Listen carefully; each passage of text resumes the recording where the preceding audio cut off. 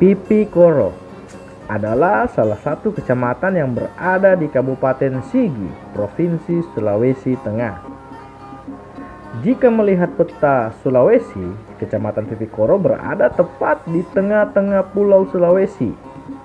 Maka tidak jarang ada yang menyebutkan bahwa Kecamatan Pipi Koro merupakan jantungnya Sulawesi. Kecamatan Pipi Koro terdiri dari 19 desa. Salah satunya adalah Desa Porelea. Desa Porelea terletak di pegunungan bagian selatan Kabupaten Sigi. Suhu udaranya rata-rata tahunan 18-30 derajat Celcius. Iklimnya tropik basah. Ya, lumayan dingin juga ya berada di tempat ini. Menginjak Porelea, kita seperti menjejak sebuah negeri yang ditemukan. Negeri yang tersembul di atas pasak bumi. Padahal jaraknya tak jauh dari pangkal keramaian. Hanya sekitar 24 km dari Desa Gimpu.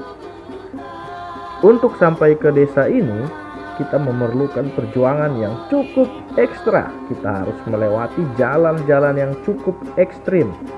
Lantaran sulitnya medan untuk menemukan desa ini, yang bisa hanya dikendarai oleh sepeda motor.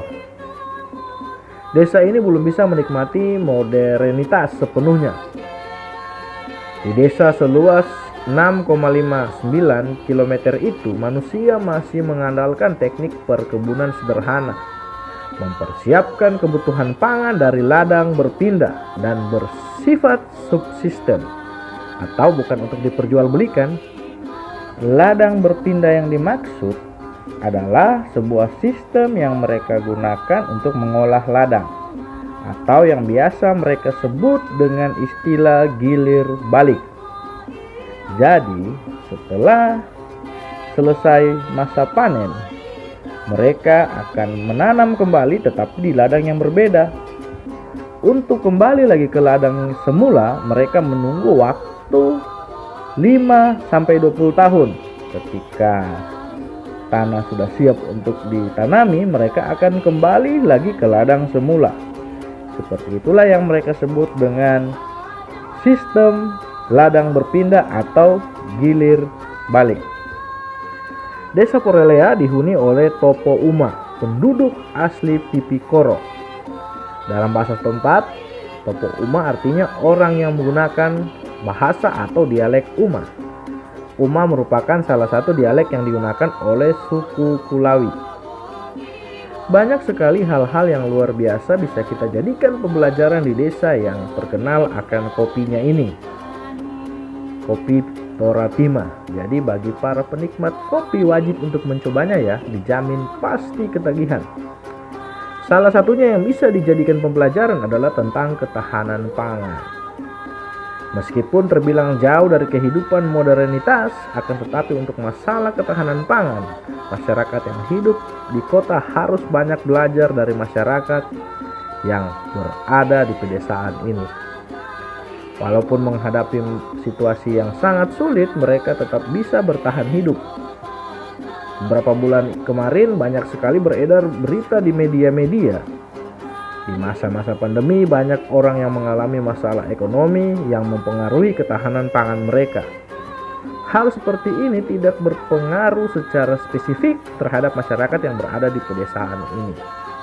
Ya, memang untuk masalah ekonomi, masyarakat di tempat ini mengalami penurunan akibat dari pandemi COVID-19 ini. Tetapi untuk masalah ketahanan pangan, mereka masih bisa untuk mencukupinya dengan mengandalkan perkebunan yang ada. Itu dimanfaatkan oleh masyarakat desa Porelea untuk menunjang ketahanan pangan mereka. Menjadi kebiasaan masyarakat untuk mempersiapkan kebutuhan pangan. Ibarat istilah lama yang mengatakan sedia payung sebelum hujan. Seperti inilah kehidupan masyarakat di desa Porelea ini. Walaupun menghadapi masa-masa sulit seperti pandemi COVID-19 ini, tidak mempengaruhi masalah ketahanan pangan.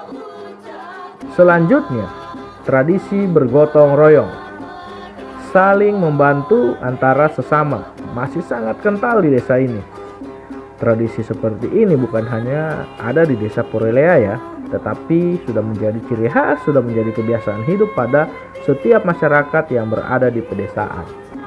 Mungkin hal-hal seperti ini yang kita jarang jumpai lagi di perkotaan. Tetapi sebagai masyarakat yang hidup di perkotaan harus meneladani sikap masyarakat yang ada di pedesaan. Dengan kita hidup bersama, bersatu, saling peduli terhadap satu sama lain, masalah apapun atau situasi sulit yang kita hadapi, itu kita bisa bersama-sama untuk menghadapinya. Dan kita bisa bersama-sama untuk menemukan jalan keluarnya, termasuk masalah ketahanan pangan.